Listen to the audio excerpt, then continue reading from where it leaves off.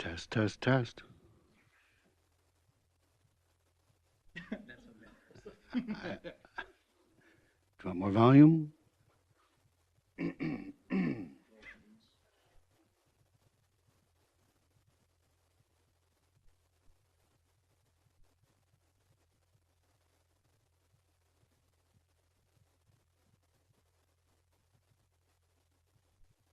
All right. Good evening, ladies and gentlemen. That is the 6:30 Planning Commission for Thursday, April 25th. We are underway here, and we'll begin first with the Pledge of Allegiance. If you would please rise and join us. I pledge allegiance to the flag of the United States of America and to the republic for which it stands, one nation, under God, indivisible, with liberty and justice for all. Thank you. Thank you all for being here. We'll do a quick roll call. We're looking at District 1. Jason Wiederman here. Thank you. District 2. Dave Bentrud here. Thank you. District 3, Jason Crone has an absent today. I am representing District 4. I'm Sean Blackman. I'm also the chair this evening. District 5. Jacob Pocket here. Thank you. At large, number 1. Rich Blankish here. Thank you. Number 2 at large. Tara Ossendorf.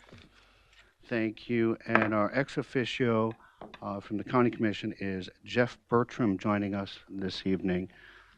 Thank you, Jeff. Thank you, Mr. Chair. Getting right off the bat here, agenda item number 1. If the applicants would please make their way up to the table here and have a seat.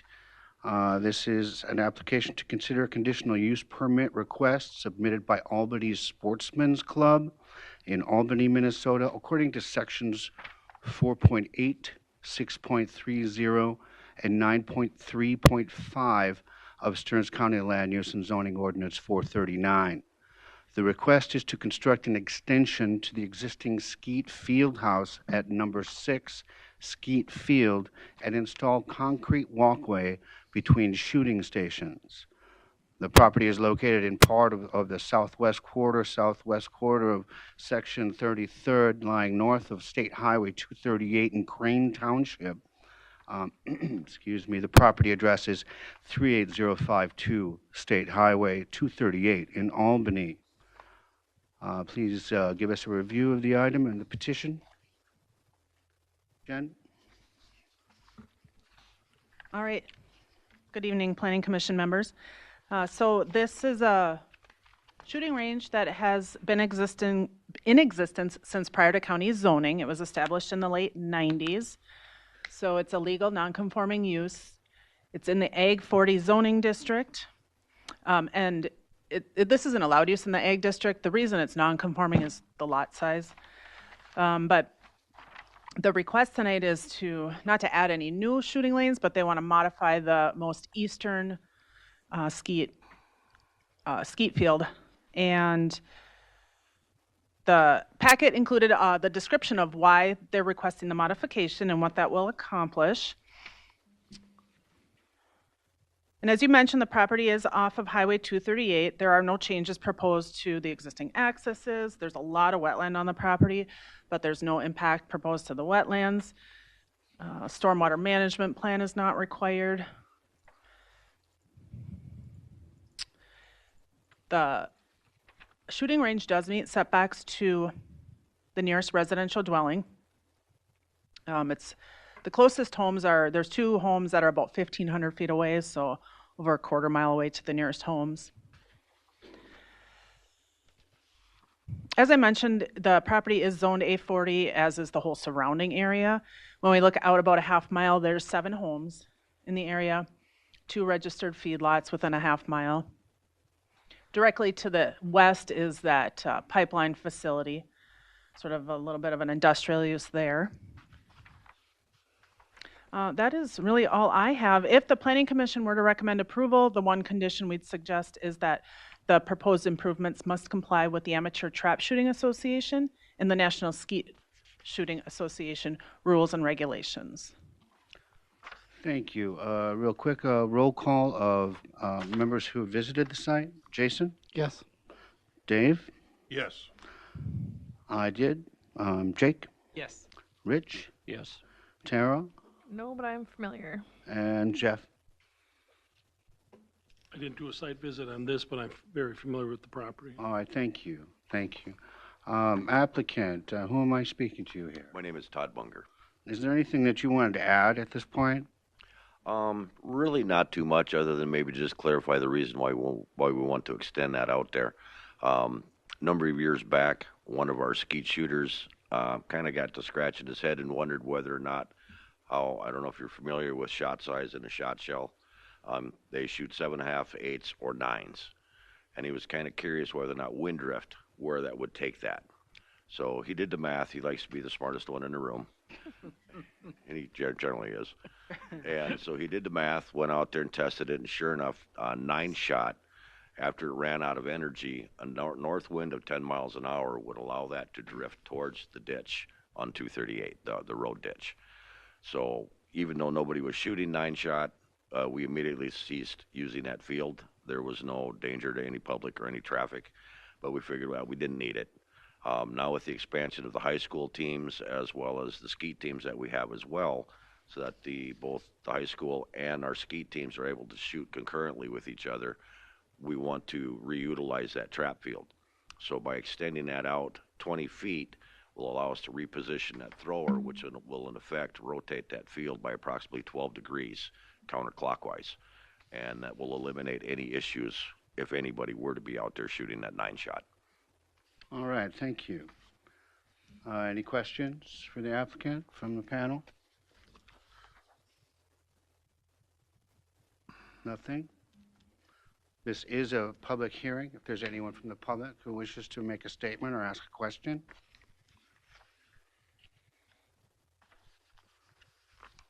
No correspondence at all, Jen? Nope. I move to close. All right, thank you. I got to move to close the public hearing in a second. I'll second. And a second. Any discussion? All those in favor, say aye. Aye. Opposed, same sign. Motion carries. Well, let's move on to the findings of fact then. Is the proposal consistent with the zoning ordinance? Why or why not? In an A40 district where that is allowed? Thank you. Does the proposal conform to the comprehensive plan of the county? Please list applicable sections.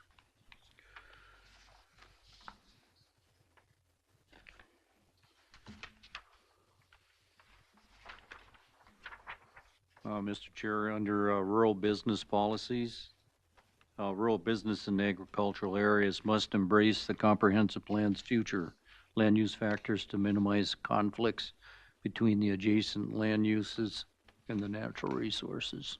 Thank you, Rich. Mr. Chair, based upon the applicant's testimony today and also the documentation presented, it's not in the county plan goals, but they're addressing a safety issue as well.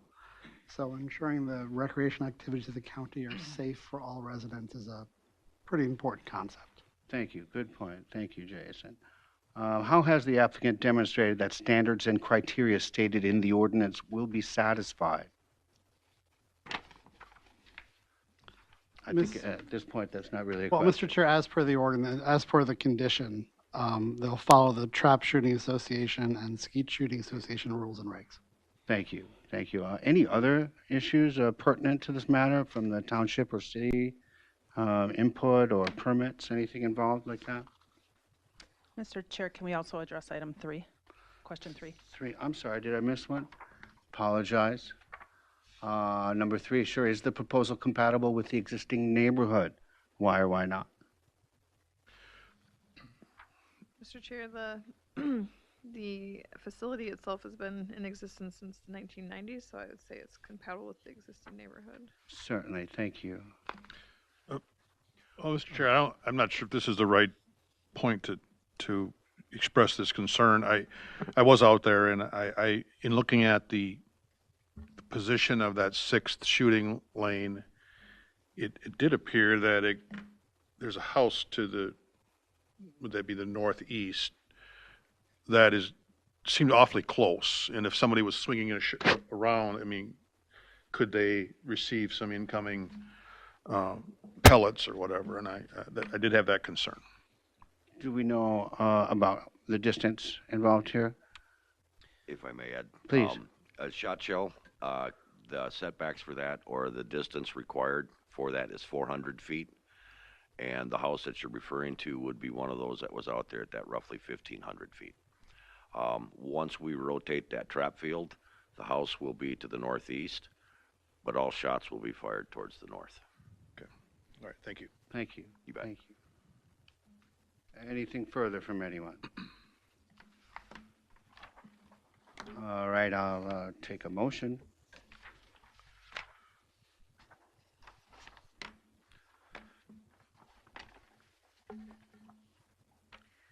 I'd make a motion to approve the conditional use permit with the stated condition.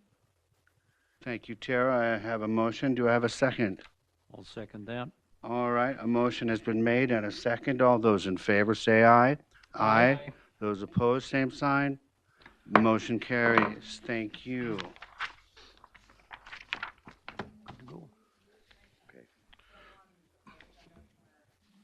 Should say this at the microphone. That'll be on the county board agenda for next Tuesday's meeting. Okay. Do I need to be present for You that? do not. Okay. Thanks. Thank you, Jen. Thank you. Moving on to agenda item number 2. This is an application to consider a rezoning request submitted by, I hope I don't mangle this too much, Firsch Family Limited Partnership in St. Stephen, Minnesota. According to Section 4.10 of Stearns County Land Use and Zoning Ordinance 439, to rezone approximately 86.2 acres from the agricultural 40 or A40 zoning district to the residential 10 or R10 zoning district. The property is part of the west half southeast quarter and part of the northwest quarter, southwest quarter lying southwest of the County Road 2, County Road 4 intersection in Section 23 of St. Wendell Township. And Jen, please. All right, thank you. So the entire property that the Furchi family owns is 95 acres, but what they're requesting to rezone is 86 acres. The reason for only a partial request is due to a feedlot that is adjacent to the property. So with a registered feedlot there, the ordinance doesn't allow rezoning any land within 350 feet of the feedlot. So the map up on the screen shows a 350-foot buffer around that feedlot, and that's, so then the surveyor identified Tract A. Tract A is not being rezoned, but Tract B is being requested for rezoning. Let's see here. So as you mentioned, this is at the corner of County Road 2 and County Road 4. The property is primarily cropland. There is an unnamed tributary to the Watab River, which runs through the property from west to east. So the map shows the tributary, and then the 300-foot shoreline overlay buffer is what's signified by those two blue lines. So any land within 300 feet is considered in shoreland. And I did mention there's that registered feedlot there, so any new home would also have to be 500 feet from that feedlot. When we zoom out a bit and go look a half mile out from this parcel, there's about 46 homes within that half mile area, 2 registered feedlots that have over 10 animal units, 2 registered feedlots with less than 10 animal units. And then looking at the surrounding zoning, you'll see it's a very big mix of ag zoning, residential 10 zoning, and residential 5 zoning.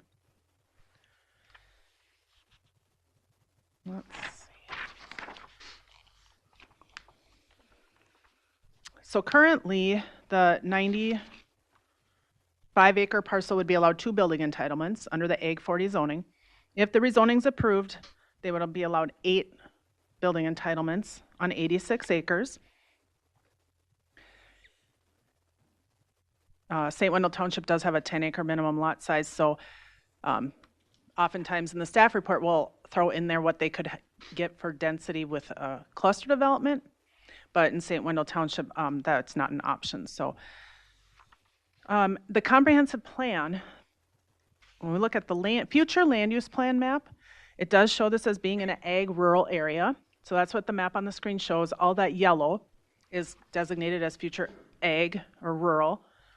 But then the brownish grayish area is concentrated residential. So it's abutting that, it's not in that. And then the green is natural resource overlay. So in this situation, I think that that is signified by a lot of the wooded area there, some wetland areas, streams going through there. That's what the green is signifying, is natural resource areas. And then we did run that LISA score. And again, LISA stands for Land Evaluation and Site Assessment. And that's a measurement of the property's value for agricultural use. So the score comes back at between 0 and 100. This property scored 70.55. Our threshold we have identified as in the ordinance is 65. So being over the threshold of 65, and the ordinance would say, yep, it's pretty good for agricultural use. So that's another consideration. Now, of that 70 points, the LE part, which just looks at the soils, came out at 41.8 out of 50. And then the site assessment part, which looks more at what's the area looking like? Are there competing land uses to keeping this in ag? So that came out at 28 out of 50. St. Wendell Township reviewed the rezoning request and recommended approval, and that is in your packet. That's all I have for the staff report, and then when you get to the public comments, I have a couple of letters. All right, thank you. Next, we'll do a roll call of members who visited the site. Jason? Yes. Thank you. Dave? Yes. Thank you. I did.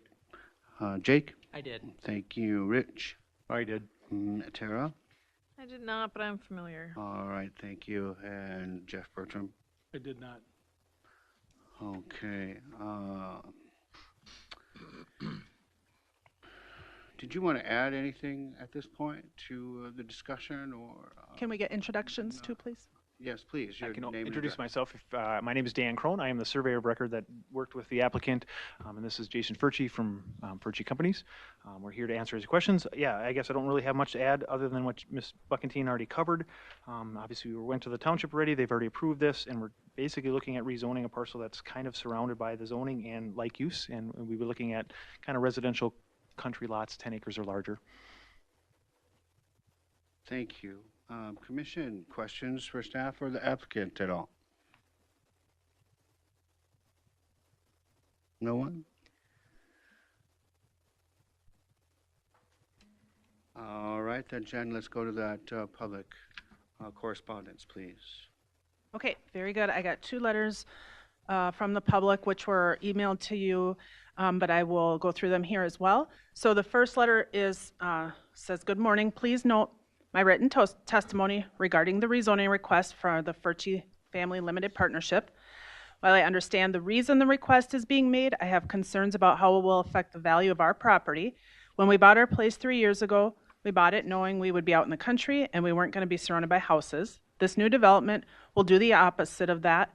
I'm also an avid hunter, outdoorsman, which is part of the reason I bought the property I did. I've been able to hunt turkeys and deer the past 3 years and have no idea if this rezoning will affect that. If the proposed lots have houses near our line, then I or any future homeowner will not be allowed to hunt, driving down the attractiveness of our country lot. My next concern is related to property taxes. I could see the property taxes jumping up significantly for surrounding houses. I'm concerned about the resale value of our home, that it will drop once newer homes are built. Right now, the development we live in consists of older homes with around 10 acres of land per lot and located in the St. Cloud School District.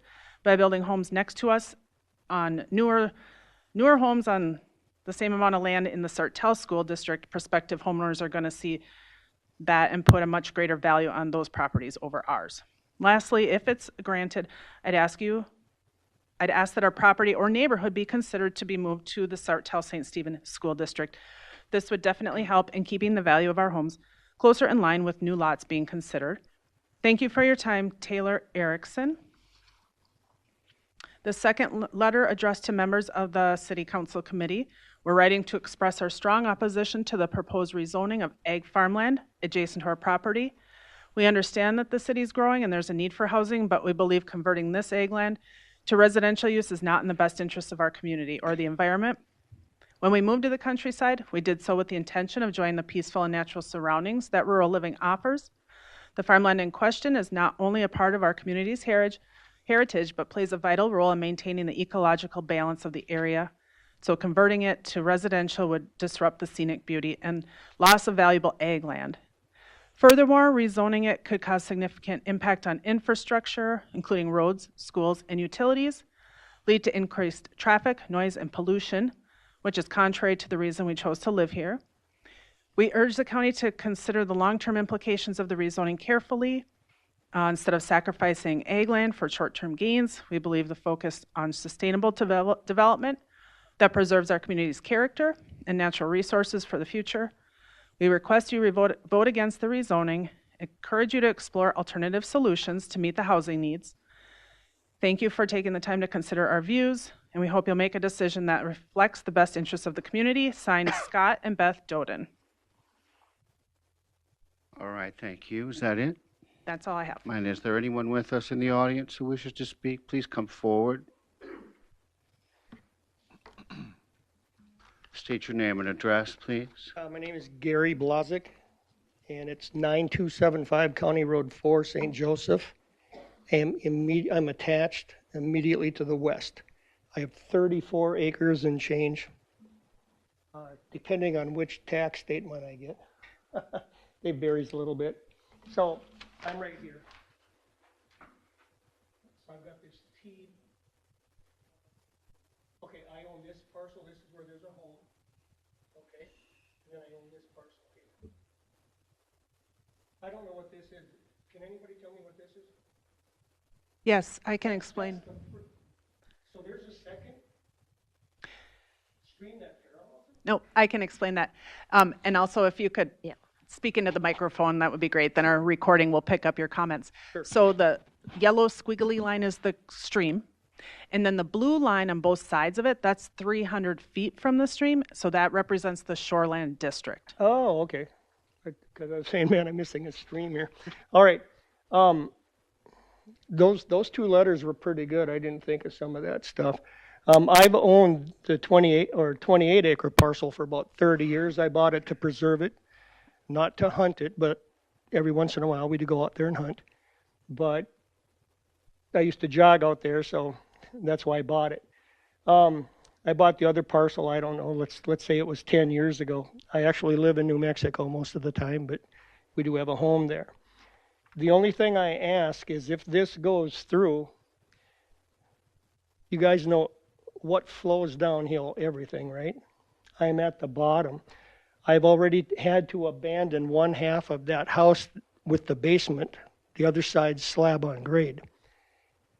My pole shed floods in heavy rain.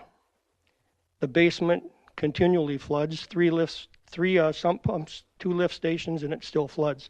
So we abandoned it. So we're going to be working on some reconstruction there.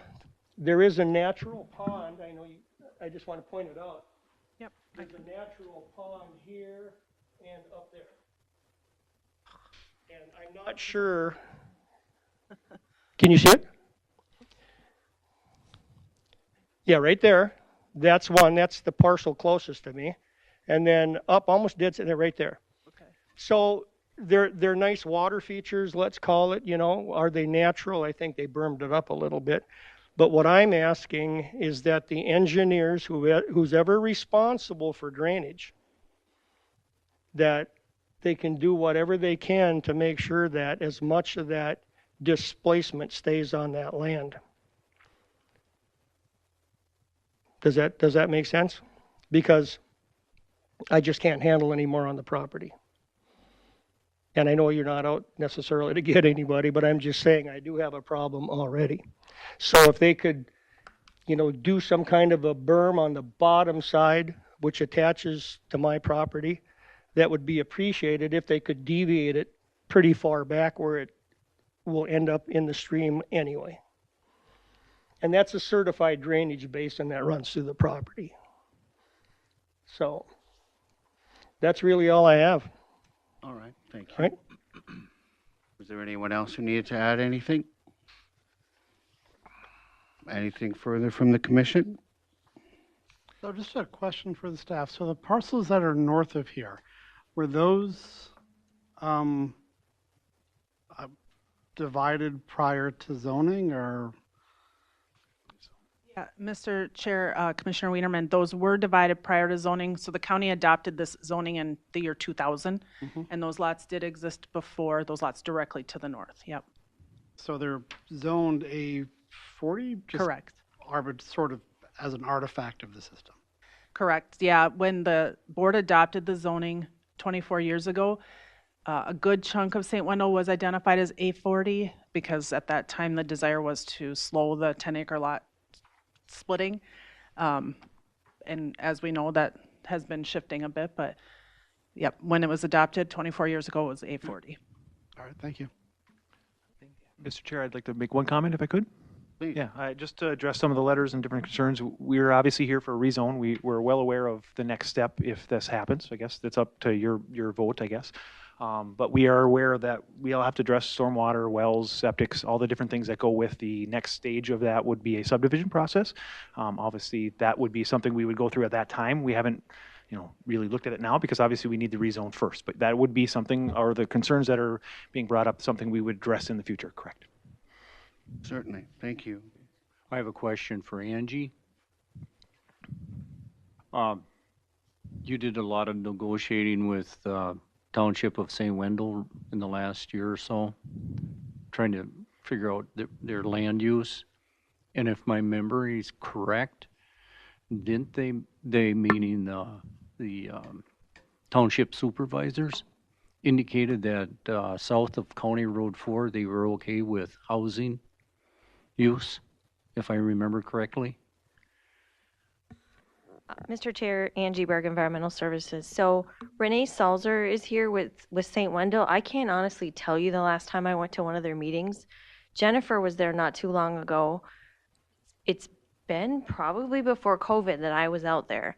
I think Commissioner Persky and I went out there to visit. Yep. And it's, as Jennifer said, it's because of, I don't know which map will show, some of you have been around for a while, you'll know that we've seen a lot of rezonings in St. Wendell, right? And so they do have what they call their sewer service area, which is kind of the southeastern part of their township that they don't mind seeing R5s, but anything outside of that corner, they want to continue to see the 10-acre lot sizes. So I haven't had any recent conversation. I don't know if they got into that when Jen was out there. I'll let her talk about that too. So. Okay. Sure, yeah, thanks. When I was out there a couple of months ago, we talked quite a bit about developments and road access. That was primarily what we talked about, not the bigger picture of zoning overall. But like Angie mentioned, Renee is here. I don't know if she'd have anything else to offer. And then another comment I have in regards to that area, when we were working on the 2040 plan, this was an area that was indicated that it's going to be an area of transition, and so we're going to see this surface quite often. Thank you, Rich. Yep. Other comments, observations, questions, anyone? If you come up, please. Just out of curiosity, It's good to pre-identify. if you do split that into 4 10-acre lots, where's the access going to be? On County Road 4 or on 2?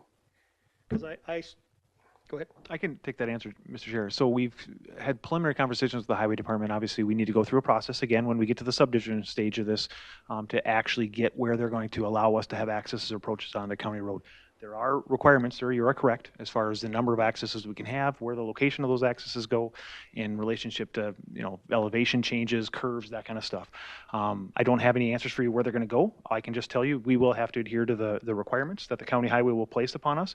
If that means we have to use shared driveways or if we have to do something different or creative to do that, we can do that. We're well aware of it, but I can't answer that now. But yes, we will go through the process properly to make sure the accesses are addressed, yes. Certainly. Thank you. Anyone else?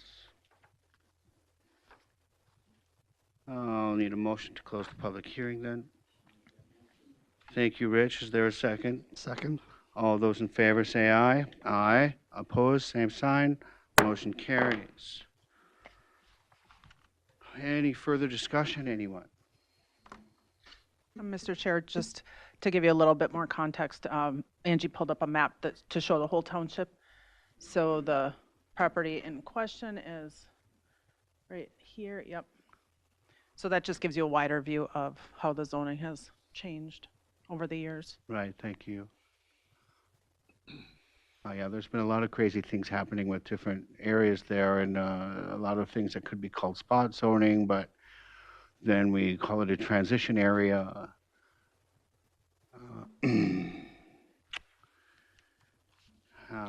Should we go to findings of facts and hash it out? Let's see. Is the proposal consistent with the zoning ordinance? Why or why not?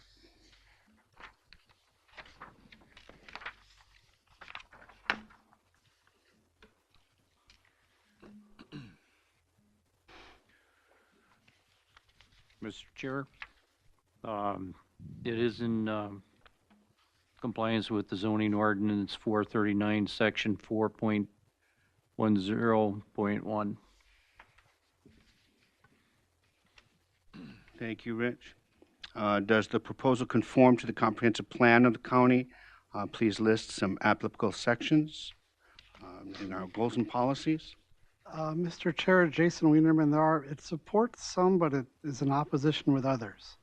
So in terms of agricultural goals, number 3 talks about retaining areas with highly valued ag land or economically viable agricultural operations. So it stands in opposition to that one. However, in terms of the living goals, it does support goals number 2 and 3, which is managing the impacts of growth and development and the county's rural character and natural resources. And goal number 3, support housing options that give people in all life stages of all economic means viable choices for safe, stable, and affordable homes. Thank you, Jason. Anyone else? All right. Is the proposal compatible with the existing neighborhood? Why or why not? Mr. Chair, I think the proposal is compatible in some aspects with the existing neighborhood, as just to the north there are quite a few homes with lots the same size as what's being proposed. And at the same time, there's quite a few properties in the area that are clearly ag use. Right, we are in a transitional area here. How has the applicant demonstrated that standards and criteria stated in the ordinance will be satisfied?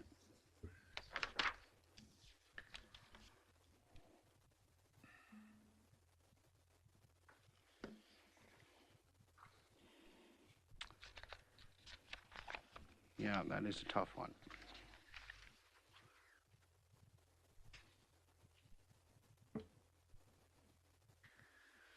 I guess all we could say is that they are in the early planning stages, and most everything will be, standards and criteria will be set through the permitting processes for most of this. Agreed? Mm-hmm. Yep. Thank you. Other issues pertinent to this matter? Township city input? Mr. Chair, as we discussed during the hearing, there is some, what I guess would classify as misidentified zoning standards. So there are things that today would be classified as R10 that were grandfathered in as Ag 40. So the northern part of the lot is actually an R10 subdivision area. So we do have some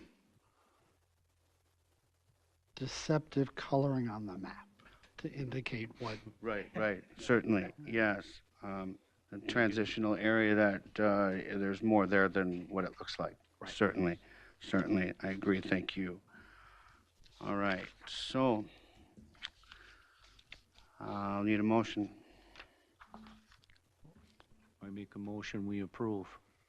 Second. I have a motion from Rich and a second from Jason. All those in favor say aye. Aye. Aye. Opposed? Same sign. None. Motion carries. Thank you. Thank you. Have a good evening.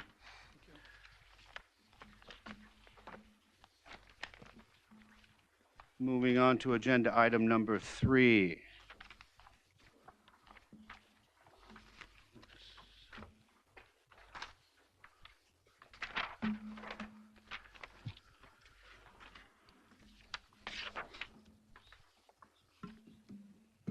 Number 3 is an application to consider revoking conditional use permits 2007-36, 2007-53, and P001090 for property owned by Mark Engler in Paynesville, Minnesota.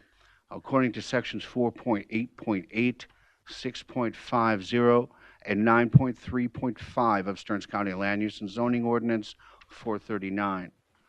Revocation is being sought due to permit violations for a recycling center.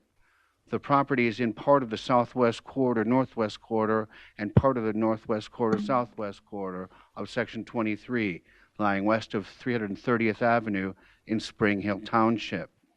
The property address is 28403 330th Avenue in Paynesville, Minnesota. Jen? All right, thank you.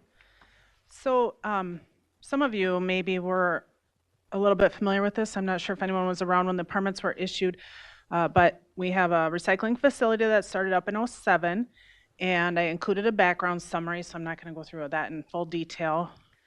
But the violations that exist as of right now on the most recent permit, condition number 2, where there was roll-offs and dumpsters in the area of the property that's zoned A40, and the permits require they contain the entire business in the commercially zoned part of the property.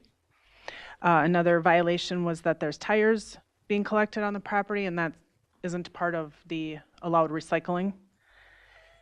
The condition that says the facility shall comply with all local, state, and federal laws, rules, and regulations.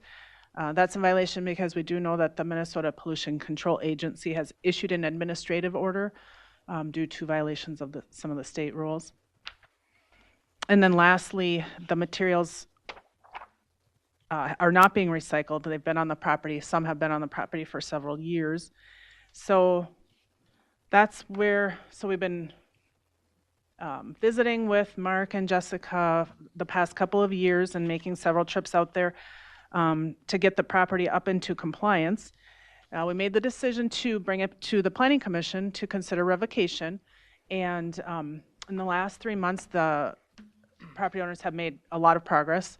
I don't know how many were able to get out there, but I think the pictures in the packet show a story starting back in, well, the first photo I have is 2015 in here, the aerial photo. You want me to drive? Good. Yep. I gotta get used to my mouse. Where is it? Far away from the dongle, maybe? Just the area. Thanks. Okay, so yeah, just to go through these quickly. So this was 2015, and then as we scroll down, about every 3 years, the county did a new flight, and you can see that north of the buildings there, they started kind of getting full and weren't recycling through things as fast as they probably should have been. So, and then there's a zoning map as well, which is the next one down. Yep. And so that identifies the red area as what is zoned commercial. So it's just over 2 acres that they were granted for rezoning, and the whole business has to stay within that. So they've been working on getting the stuff on the south side cleaned up and back to the commercial area. So that's that was one of the other violations. And then just going through the actual site photos. So these photos are a comparison from when I was out there in December and then again in March. So three month difference. And the top picture was March, So these pictures are on the south side of the buildings, and you can see back in December there was a large pile of appliances, and that's been cleaned up. And then next one, this is also on the south side of the buildings, and on the bottom picture there was a lot of tires just laying on the ground there. Those have since been put in containers or trailer. They need to be hauled away yet, but at least as of the last time I was out there. But they're working towards cleaning that. And then next. And this is the gate that's on their east side of the fence. And the bottom picture, you could see that the whole entire north part of the property was chock full of appliances. You couldn't drive through there. They were pushing up against the fence. But on the top picture, you can see now that they've made progress cleaning that, and you can now drive through that again. This is just a closer up picture. And I think I've got one more here. The bottom picture shows where there was some of the screening fence had fallen over, and they've fixed that as well. So making progress, not quite 100% in compliance yet, but getting there. So I guess the decision before you tonight is whether to recommend the county board revoke the permit. Another option would be to allow them more time to come into compliance and come back before the planning commission at a future date. Another option that wasn't written out in your packet but came up recently was kind of set some benchmarks and have some goals to be met, and if the goals are met, maybe they don't have to come back. Maybe we only bring them back if they're not meeting their deadlines. So several options for the planning commission to think about. If you were to do something like that, who would make up these benchmarks and check on them? That's a great question. And I think the applicants, once they have a chance to speak and give you their plan, that might help. But ultimately, the planning commission would do that. Okay, thank you. Your introductions, please, names and addresses, and anything you want to add. Thank you, Mr. Chair. I'm Jessica Paul, and I'm here with my dad, Mark Engler, and we are at with A&A Recycling at 28403 330th Avenue in Painesville. We did create a schedule as for like a cleanup plan going forward. We are aware that it was kind of a disaster, but we are working diligently to get that cleaned up. Our 3-month goal, so by the end of July, actually, let's back up a minute. On the west side of the zone, there were, oh, sorry, thank you. Yep. I'm kind of like a quiet voice. On the west side of the zone, you can see in one of the aerial photos, say of 2021, that there are 6 trailers there. We are now down to 2. So by the end of May, our goal is to get those 2 put on commercial property and or recycled. The end of July, so July 31st, we will have approximately 6 roll-offs of loose plastic removed from the property, which would be the remainder of the loose plastic. And also, we now have the baler into the pit, but to make it more efficient, we're going to move it closer. So it just, the processing works a lot easier that way too. By the end of October, we will have removed and brought to Liberty Tire 45 yards of tires, and all the bales of ABS plastic removed from the property at that time as well. So yeah, we've been setting goals and meeting them as they come about. I feel like every time that Jennifer has come out, we have addressed something, and then we make sure that we have it corrected by the next time. And we don't have an issue like if anybody want to do site visits, we can do tours to see the progress and things like that. So our goal is to get this efficient and cleaned up. So. Thank you. I'm curious, how long have you owned the property? Actually, my dad owns it. Probably, Oh. I'm guessing maybe 20 years. How did it get to this point then? Actually, back, I mean, I don't want to make up any excuses. Back when COVID come around, we not only had them issues of people working, but we also had issues of getting parts for our baler. We actually had our baler in the shop. It was in the shop for quite some time because we had ordered some electronic parts and some other parts for it. It just took forever to get the parts. And then once we got the parts, so we did pull it out, and we had that pile in the front of the building there that we baled, and we've been up there for quite some time just trying to keep caught up. We're just crazy busy at the time. And our most important thing at that time was keeping all of our customers happy. You know, I mean, then we fell behind at our shop, but now we've made tons of progress. And there are 5 of us out there now processing everything. Yeah, we got 2 more It's extra obvious. employees Yes, now thank too. Thank you. So that helped a lot. So do we have any correspondence? Anything to add? I did not receive any letters on it. No one online, obviously no one here. Motion to close the public hearing, please. I'll make a motion to close the hearing. I'll second it. I have a motion and a second. All those in favor say aye. Aye. All those opposed, same sign. Public hearing is closed. Further discussion? Mr. Chair, a question for staff. Has the county ever taken action like this to revoke this permit? For this particular permit, Yes. Mr. Chair? There was, back in 2008, so just a year after it started, there was brought before the Planning Commission to consider revoking. So initially, the rezoning was for 1.3 acres, I believe, and they quickly found out that wasn't enough commercial, and so they were beyond the 1.3 acres. They were in violation, and it was brought forward for revocation, but they ended up rezoning more of it, so then they had been able to stay within that for the most part. So it was not revoked, and that was the only other time it's been before the Planning Commission. I think maybe I misunderstood, but you're curious about how often it happens in general? No. I am.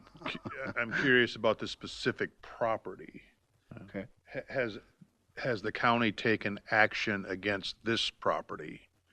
Other than the one time for revocation back in 2008, there has not been any other action. I have a question, Mr. Chair, how did it come about that the business started collecting other items or materials that they weren't approved for?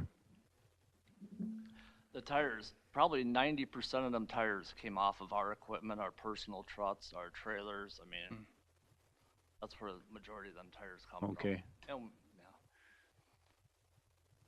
We just need to get them to the correct right, which is like 10 recycling miles site. away, but Yep. we'll get it done. Okay.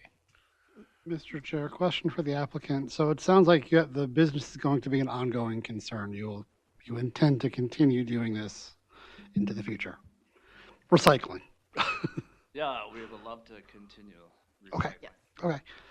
Okay. Question for the staff. If we do revoke the permit, can they reapply down the Mr. road? Chair, yeah, Member Wienerman, they could reapply if the permit's revoked and they wanted to come back at a future date and reapply, that would be an option. Okay. And then also for the staff, so if I'm reading the report, there was an MPCA findings and administrative order. Is that outside of the record, or could that be included with the record? Yeah, Mr. Chair, Member Wienerman, I'd have to check with the MPCA on that. Okay. I did reach out to them recently to get an update on the status of their order, and they didn't share anything with me. Okay, thank you. So, Mr. Mr. Chair, Chair. if I, back to my question about this particular parcel, was it a zoning issue then and not the clutter issue that we're talking about today? Correct. It was a zoning issue because, even if you look at that 2015 photo, you can see how much less stuff was there. Yeah, there's 2015. So we didn't have the clutter. So back in '08, I think correct me if I'm wrong, Mark, I think you were operating in that barn and that wasn't part of the rezoning. And we rezoned because we wanted that first building when you come in the yard to the right. Oh, that's what it was. Part of the Yeah, commercial. it was a building they were in that wasn't part of the commercial, so then they requested to expand the commercial, so that building was in it and they could be in there. So, I guess I expected worse when I went out there today. This is for staff, I guess, would it be reasonable if we authorized or gave them, let's see, it's April now. I guess I'd maybe like to see what progress could be made between now and next winter. If we get snow again, who knows, maybe we won't. But if we made some conditions like that, is that something that staff could inspect, or if we gave them some clear expectations as to what needs to be done, so that maybe they wouldn't have to come back here, that if staff inspect that and see if those conditions are met such that and if they are, they wouldn't have to come back? Yes, planning commission members, that's definitely an option. And we've been going out there every month or every 2 months for the past year and a half. So we plan on continuing that. So yeah, we can definitely monitor that. I would agree with that. I think that's the most reasonable option. I mean, what good is revoking their permit going to do? Things will collect. Things aren't going to get any better. Give them the time to make the progress that they need to make. And they've been doing pretty good. I did expect a lot worse too, so. My concern would be that some of those appliances might end up in our county ditches and things like that. So I guess. Mr. Chair? Yeah. Just like to make some comments here. First of all, I think you have a very important business in regards to keeping those items out of the road ditches and such. I'm just looking at recommendations down here. Number 2 kind of hits home what we possibly could follow, and that is acknowledge that the violations took place to the county board, and that it's probably the county board should set the date lines as far as when you get things cleaned up and the materials shipped down the road where they need to go. And I guess we need to then just monitor it from that point forward after the dates have been set. I have a question regarding, looking through the photos, it seems like every year you're accumulating quite a bit more stuff, and I don't know if that's related to the business doing better or the lack of the ability to get the work done. And so as I'm looking through it, it's one of the conditions of this that the planning commission could take is to make a filing that the violation does exist and the permit be revoked. And at that point, I would assume that the reason for doing that would be that you couldn't take on any more appliances until that is cleaned up. And then at that point, you could come back and reapply for your permit once that's completed so that you could then continue operating. Am I understanding that correctly? That would be an option. Yep. What would reapplying entail? That would be, as with any conditional use permit, filling out a new application, paying the $700 application fee, and then coming back before Planning Commission for a public hearing to restart the business. Mr. Chair, question for staff. Based upon what Tara's comment, is there a bond on this? There is not. So I'm not saying it's going to happen, but hypothetically, if we revoke the permit and they abandon the site, the costs of cleanup then fall upon the county. That's a possibility. Okay. Mm-hmm. And then just as there are 2 recommendations, but a third potential is if the Planning Commission finds no violation has occurred and we move forward, correct? We could do that. Well, go ahead. Mr. Chair, Member Wienerman, we talked a lot about that, and unfortunately, the answer is no, because Okay. they are in violation of the MPCA's rules, and since our ordinance requires compliance with their rules, Okay. it's really not an option yet, and we don't want to get too tied into what they're doing, but we know that they're not compliant, and so that's why we tried to write number 2 as an option. Okay. Perfect. Thank you. Mr. Chairman, Please, John, can I share some perspective? please do. I was involved when it was permitted, number one. Number two, our farm is a half a mile from this, so I have seen it and watched it, gotten complaints, have gone out there. You know, Mark and I know each other. Jesse and I met the other day. I was very firm with Mark and Jesse that they're going to need to have a plan, 3-month, 6-month, 9-month, 12-month plan. So the board won't establish that. They're going to establish that if they haven't already. And I said that will help you meet the needs that they're going to need to do. They're not going to be accepting as many appliances, or I'm sorry, electronics. They've diverted that to Albany Recycling, which I said is smart. I shared with them, Zig Ziglar always said, do what you do well and do a lot of it. You know, don't get in areas that you don't belong in. And they're going to start getting out of the electronics and continue. And I will tell you, this is the busiest time of the year for cleanups.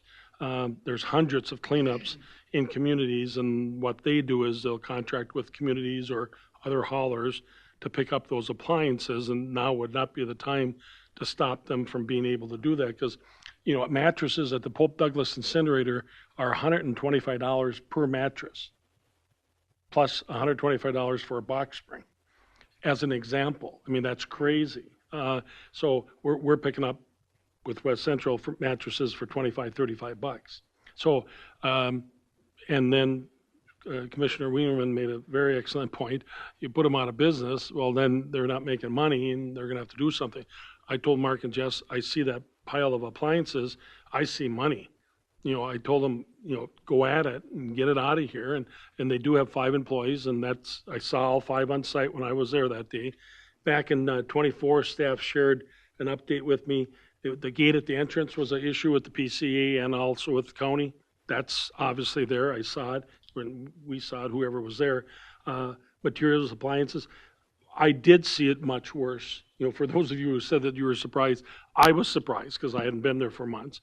And the only reason I went there is because I knew I had to be here tonight. And I thought, well, I want to see the latest. And it was a lot better. The property screen outdoor storage areas, you know, and they've moved everything into the commercial. So since January, they've made great strides, you know, I think in doing that. So unfortunately, or fortunately, I think we got their attention, and they know that this isn't gonna, and I suggested to Jennifer that, you know, I'll go out there once a month. She's gonna go out there once a month, and we're gonna help you stay focused on what you need to do. And, you know, we want you to be able to keep doing it, but you can't keep coming to see us either. If you want to see us, we all can meet you someplace else. You don't need to be at a meeting. Right. So I think they get it, Mr. Chairman, and I don't know if you devised the plan, but you certainly, if you haven't, you can, and share it with staff that can share it with the Planning Commission of what it is, and then we'll help you stay focused on that. Thank you, Jeff. I actually agree completely with that. I see that they've done an awful lot, and they're moving in the right direction. They want to do the right thing. They're complying. I don't think we punish them for that, is my opinion. Mr. Chair, question for staff. So on the recommendation number 2, you have brought back to us by August 22nd. Is that date meaningful, or was that? That is not. Okay, I'm so not it's not married a to that. PCA condition, or, okay. Correct. So we could modify that, no Yep. harm, no foul, okay.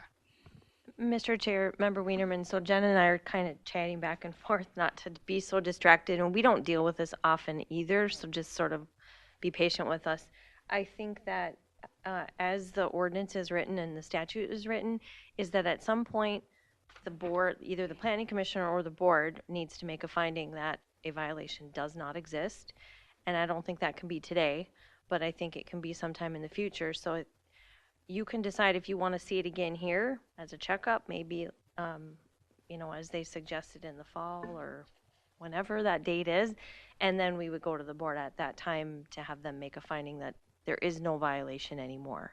I think that the record needs to kind of close that loop at some point. Mr. Chairman, what I'd recommend is that if they do what I believe they're going to do, then the point would be that there's no violation that exists today. It doesn't say there wasn't a violation, but the conditions have taken care of itself.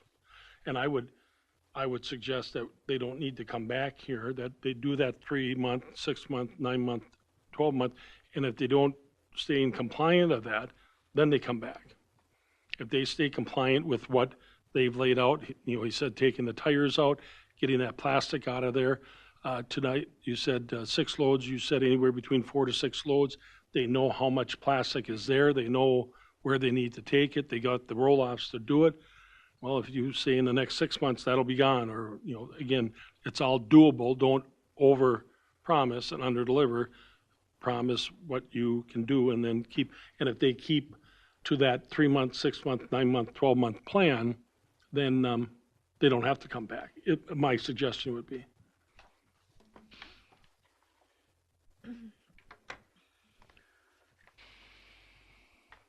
So I guess the question for staff is, can we delegate that role? Can we say, so the site shall be brought into compliance with the conditions by November 1st as determined by staff? If staff still determines the conditions of the permit are not being met, they would come before us at the November meeting? Can we delegate that to you folks? Mr. Chair, Commissioner Wienerman, that we could do that, and if they meet all the goals and they're compliant by that date, Yep. We wouldn't bring them back to Planning Commission. But as Angie was suggesting, Could you just notify us that they're compliant? Or We that s- close of the circle? per the language in the ordinance, it still reads that the county has to make a finding that a violation doesn't exist anymore, and it could be something as simple as a consent item on the county board agenda if you wanted it to be, with an update in the packet, and they've met all their requirements and no violation exists, and that would be a way to do it. And that might be a bit, I don't know how attainable that complying with the MPCA order is. That's the other thing, because we have to wait till that. And then I also heard the tires and the plastic, but what does compliance look like? The Planning Commission giving that authority to staff is a little troublesome, but I understand that it's also hard for you all to quantify what compliance looks like, but if you could talk about it, that would be helpful. Or maybe you want to go through what your plan was again. I didn't get it all written down. And if the Planning Commission thinks that what they've penned out is good, then maybe it's that plus compliance with the MPC order. Just throwing out ideas. Is there any gray area in this, or is it all pretty black and white? Because I'm feeling this little gray. It's all but- gray. Yeah, okay. There's a lot of Just discretion. checking. Well, what about the point that both of your options say that we are finding that a violation does exist, and A or B? It exists and we revoke, or we acknowledge that it exists, or we give them time, on top of that. It's, not saying that there's no violation, we're saying it is there, but we're allowing them the opportunity to fix it. Right. That's You right. could give them a That's- year if you wanted. I'm just throwing it out there. It's, as Commissioner Bertram said, he's going to continue to work with them. Jennifer will, Tim, our solid waste guy, will, MPCA will. So I'd like to make a motion, if I can. I want to make a motion to take the recommended action to make a finding that a violation does exist and recommend to the commissioners that the property owners be given additional time to come into compliance with the following stipulations, which are A and B as written, with the timeline as written. I feel like that's adequate amount of time. I like it. Meaning August 22nd, or meaning what they proposed? No, meaning August 22nd. August 22nd.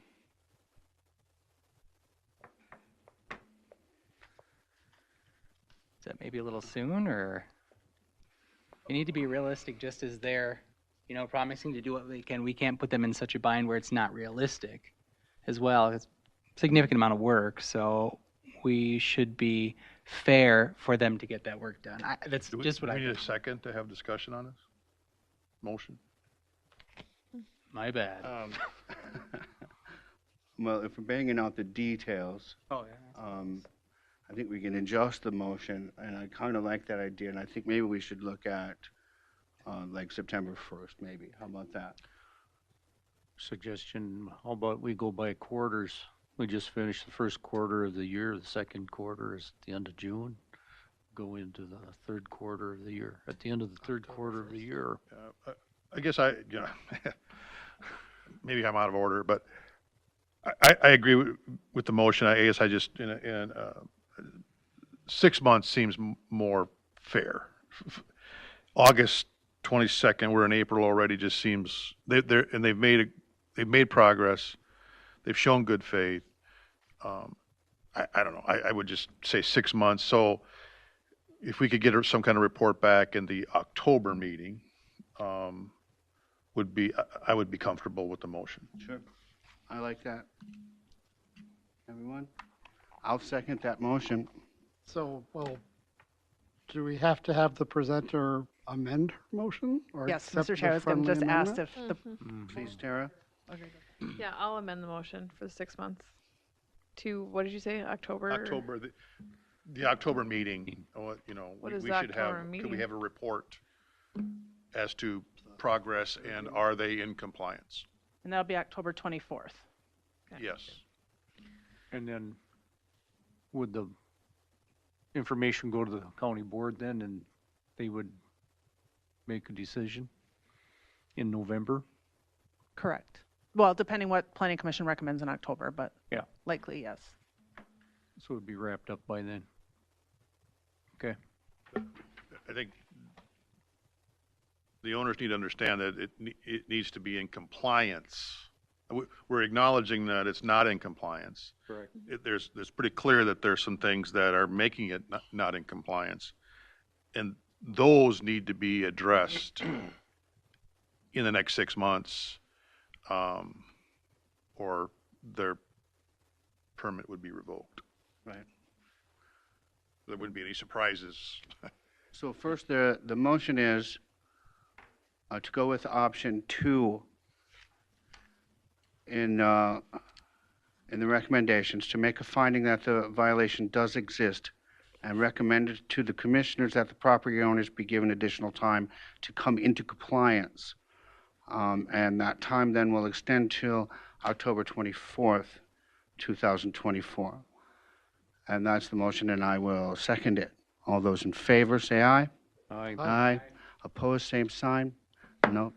Motion carries. Mr. Chair, I just have two quick things. Did that include B, that the property owner provide receipts? Yeah. Yes, yes. Secondly, just for the record, can we get a roll call of who visited the site, please? Sure, sorry. That's okay. Jason? Yes. Dave? Yes, I did. I did. Jake? I did. Rich? Yes, I did. Tara? No. And Jeff? I did. Okay, thank you. So now let's move on to findings of the facts. Findings for this item. Okay. So how do we, That was 2 minutes. well, That's 2 minutes, or I should say, thank you. Thank you, appreciate it. Yes, I'm looking for a motion to approve minutes from March 28th April 4th. and April 4th. I was going to do them one at a time, but I just need a motion. Make a motion to approve the minutes from the March 28th, 2024 meeting. I will second that. All those in favor? Aye. Aye. Carries. And again, motion for the April 4th, 2024 minutes. I'd make a motion to approve that as well. And second, I'll second this time. and all in favor? Say aye. Thank you. Other discussion? On our agenda for tonight, in the official record, they need to put the correct person's name for District 5. You are correct. I'm actually Mike. I've changed a little bit, but I've been Mike since January, so I mean, you just will call me Mike at this Sorry. point, right? I'm used to it now. I'm used to it. I drive a bus now, and You're not Mike. yeah, I know, right? We live in the same town, though, so It was Mike when he was younger. yeah, Okay. a young Mike. Yep. Was there other stuff from anyone? Miss- For the record, I've changed it several times. Oh. So I will call the developer or the vendor and find out why. In your defense. I'm not good enough. Alrighty. iPad? She did. Yep. So I talked a little bit before the meeting for all of you. So the county has acquired some iPads for both the Planning Commission members and the Board of Adjustment members. So basically what's happening is I gave you 2 dates to look at on the 2nd or the 16th of May. You need to come in and help us out, finish up with the setup on those iPads for multi-factor authentication. And then we will do some overview of, I don't know if it'll be that night or it'll be at the next meeting, but how to annotate and take notes directly on your packet of information, because these iPads will allow you to access your packet out in the field when you're doing your site visits, and it'll also allow you to connect to your county email, which is being issued at the same time. So basically, we'll run through those processes. That night, IT will be there, so I don't know if we're going to get into the iCompass annotations, but we will definitely cover that with you so that you know how to do all the steps and make it easier for you to be out in the field and take notes so that you can bring it back to and ask questions or whatever here at the meeting. All of them will be covered with cell data. They will not, the IT department will stress that you should use it strictly for that county business and only that county business. So just so you're aware, that will come across too. But we'll get to you. Mailing out those packets to you is very, very expensive. And we started doing it because the post office your packets were seriously delayed during the pandemic and stuff like that. We haven't stopped that practice because we want to guarantee that you'll get your packet. Sure. But just to mail one packet is $125. So these iPads several times already. So I'm glad we're moving in that direction, and whatever you need to get accustomed to viewing that packet and doing stuff on that iPad, we're all for. So we'll be here to help you out. So, okay, thanks. Mr. Chair, I just have one last thing. So in January of 2025, cannabis will be something that we need to be ready for.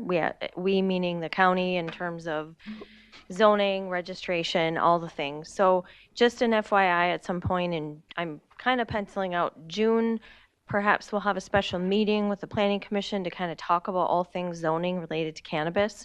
I've been on a couple statewide committees, help write the model ordinances and what it could look like, but just start thinking about cannabis. So growing, manufacturing, and selling in terms of county, right? In terms of what you all deal with, because those are going to be some of the questions that we're going to come to you with. We're first, I think, anticipating talking to the county board and asking the county board to give you all some direction on kind of big policy-wide ideas. But just so you know, you'll probably get an email from me in the next 4 to 6 weeks asking for a meeting with you all and just kind of start diving into it and having those conversations. So it seems like a long way away, but we have to do a lot with cities and townships, and then we have to be ready to go by January 1st. If we're not, then people just get their licenses from the state without local oversight. So there we go. Okay. Thank you. Thank you.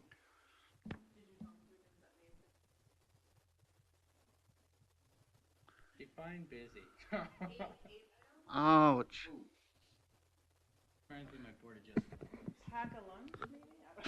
And I know you're always very nice, and you'll continue to be always very nice to staff.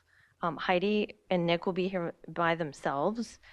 Shelley is out, and I'm out of town.